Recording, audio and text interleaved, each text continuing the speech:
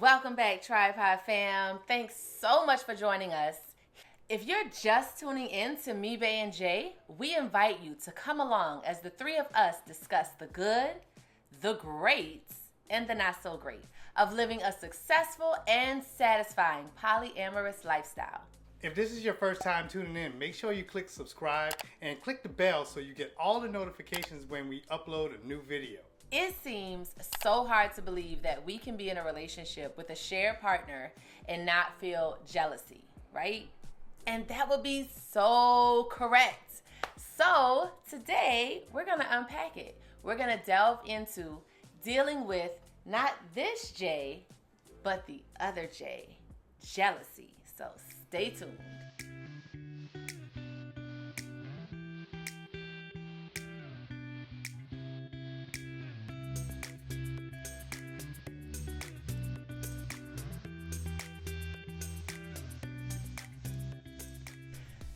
So let's get into it. Jealousy. Jealousy is a real emotion that the three of us have felt towards each other at some point. And it's one of those terrible emotions because being jealous really serves no one. It only serves to, as Letitia always says, what? Disrupt your peace. Disrupt your peace. So let's define jealousy. All right.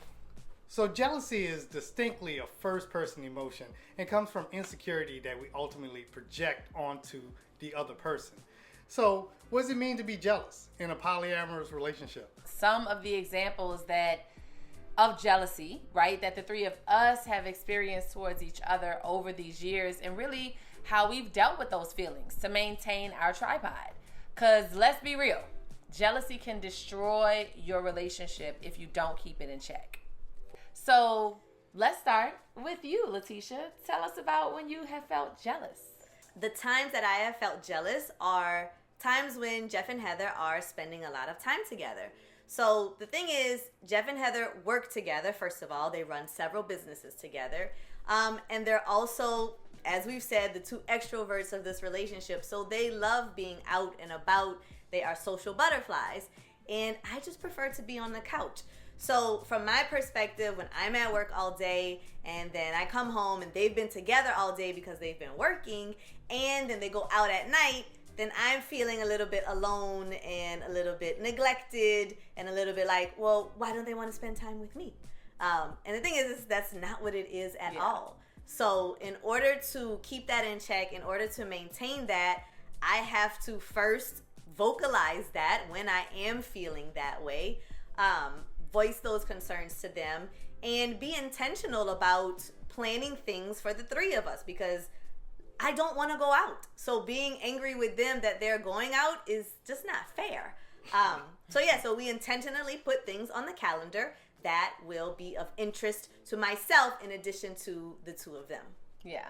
But also, T, I think it's like to rein us in sometimes, and that's where we come back to the communication, because Letitia has actually had conversations with us where it was about, well, if Jeff has to make a run, maybe you don't have to go with him and you can stay home with me and he can make the run by himself instead of both of you all going out together. Or, there have been other things kind of like that where Letitia has really been able to articulate, what it is that makes her feel more lonely. And for us, it's not a big compromise or sacrifice. If we're out and we have all these ideas about what else we need to do and we start making other random runs, then we're going over the time that we told her that we were going to be. So it comes like, send a text, hey, are you okay if we make one more run? We were thinking about doing X, Y, Z. And so I can remember having that conversation somewhat recently, and really Letitia, very clearly articulating not only what it was that was bothering her, but what some potential solutions were for us to make her feel more included in, as she calls it, the Heather and Jeff show. The Heather and Jeff show, yes. I've heard that one before. All right, Tripod fam, a question for you guys. How do you all deal with jealous feelings? So, Jeff? So my jealousy usually stems from them teaming up and plotting against me. So that's usually what they'll do. They'll take each other's side. So basically I have no chance in competing in whatever argument or disagreement we may be engaged in because it's 2 against 1. So sometimes I get a little jealous that I don't get that same benefit, but I also understand. All right, so my jealousy, like many things in this relationship, has evolved over time. So in the beginning, it was something different. Like today or in the last couple of years, what I've come to learn and what we've said before is that this can also be very much a journey of self-discovery. And I think a misconception is that because you're polyamorous and because you're in a shared relationship, you're not possessive. I am possessive in polyamory.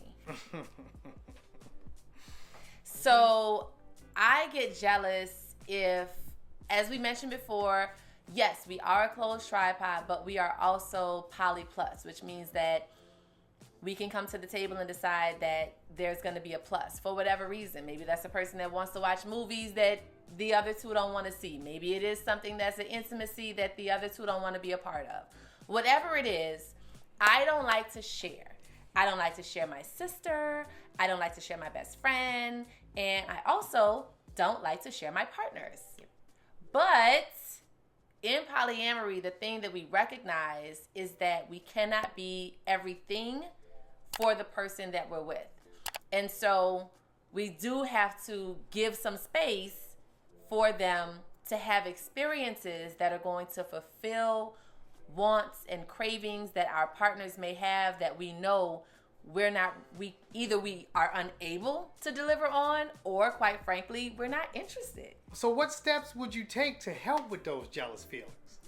Well, step 1, what do you say, T? Acknowledge the jealousy. Acknowledge it. It's there. Say it out loud. Step 1. Yep. Make sure that you're looking within and you're acknowledging that I am jealous in this moment of whatever the situation is. And that is going to bring you to step number 2, which is acknowledging the insecurities and the root of the jealousy. What is the root of it? What's actually got you kind of in a bunch, as we say, your panties in a bunch.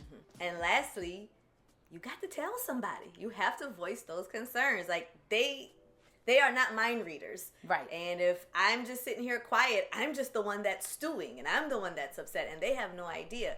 So you have to speak up and have time, hold space to have discussions and communication with each other. That's right. Yeah.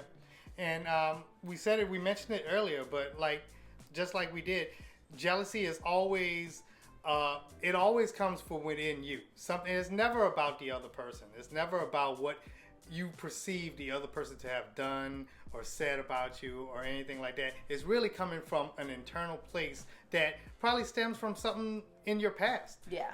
Yeah. Usually. Yeah. So it can lead you to a lot of discovery about yourself. Last step is coming to a resolution. Coming to a resolution. It can't just end there. You have to get to a really good place so that everybody can move forward and it feels healthy. Exactly. And it doesn't mean that the solution is that everyone is going to 100% feel like, oh, that clears up everything. It's going to be a compromise between everybody's boundaries, what everybody's comfortable with. Yeah. So Jeff and Letitia made really good points. And of course, the big piece is communicating it and actually verbally saying and explaining to your partner, expressing that you're feeling jealousy. And of course, we know that broaching the topic of jealousy is easier said than done. But you want to make sure that you use or you find a productive time to have the conversation. How do you approach your partner compassionately? What we say is now a good time. Is now a good time. Whenever possible, try to avoid getting into a serious topic right before bed or when you're about to head out of the door or when you don't have time. So if it's not a good time, say that to your partner and be compassionate and say, let's plan a time that will be good for us to explore this a little bit more so that I can give you my undivided attention and I can be a good listener. That's true. And try not to take things personally. Yeah. I know sometimes it can be difficult to control one's emotions when you're going through all these ups and downs. And when you feel attacked. Exactly. When you feel attacked, when you feel jealous, Yeah. when you're having moments of jealousy, and it can be hard to control your anger and your rage, but try to understand that it's not personal. Nobody's doing anything to you personally. It's not about you really at the end of the day. It's really about what's going on inside of you and where that stems from. What's the root of that? So Jeff talked about figuring out exactly what the root of that is. And what jealousy tells you is that there's a difference between what you have and what you want.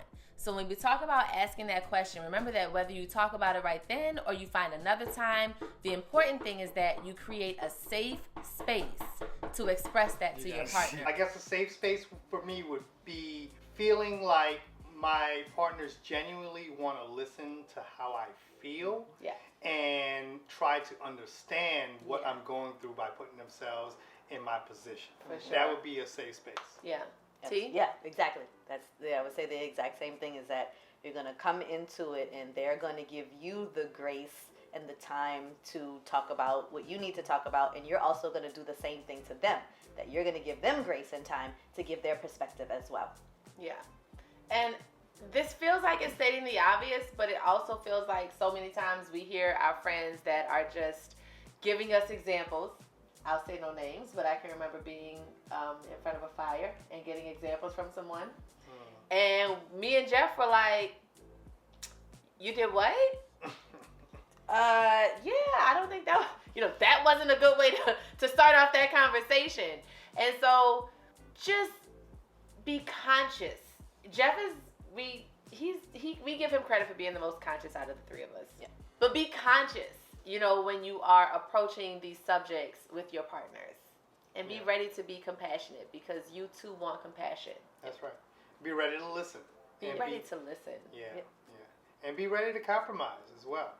Yeah. Mm-hmm. Yeah, be ready to hear your partner out and to receive whatever they're giving you and to see them as human, just like you. And then we have to come back to that other piece. It's not about you. It's about them. And you're making room and creating safe space for them to be themselves and honest with you. That's right. And that's really what being in a good relationship is about. A good, healthy relationship. Yeah. Is being able to move through those motions with your partner, even though you may not want to, even though it may be a difficult thing that both of you kind of are doing at the moment. What's always helped me deal with jealousy or anything I was feeling from an emotional standpoint, asking myself, is this coming from a place of love? Is it a place of love that you are having these emotions from, towards your partner, or is it a place of fear? And ultimately, I think that that's what you come to. You come to either it's coming from a place of love or it's coming from a place of fear. Really good point. Right? And really so then what you got to go a little bit deeper and then ask yourself, well, if it's coming from a place of fear, what am I afraid of? So what we do know is that at the end of the day, unchecked jealousy can turn into self-blame. It can create a cycle that keeps you feeling deprived. And at the end of the day, you won't really be able to manage it by identifying it as helpful information that you can use to create circumstances in which your needs are met. So here's a tip. And we say this from plenty of experience. Do not snoop. Don't do it. Don't do it. Don't go searching for what you know is there and you don't want to find. That's right. If you know it's there, it's time to ask. Is now a good time? Yes. I'm feeling some suspicions. I really need you to be honest with me. I'm ready to create a safe space for us to have this conversation. But usually if you go snooping, you will find what you don't want to. You're going to find it. Don't forget to follow us on Facebook, Instagram, and TikTok at mebaeandj for more pictures, funny stories, and info about your favorite tripod. Bye, y'all. Thanks for tuning in. Till next time.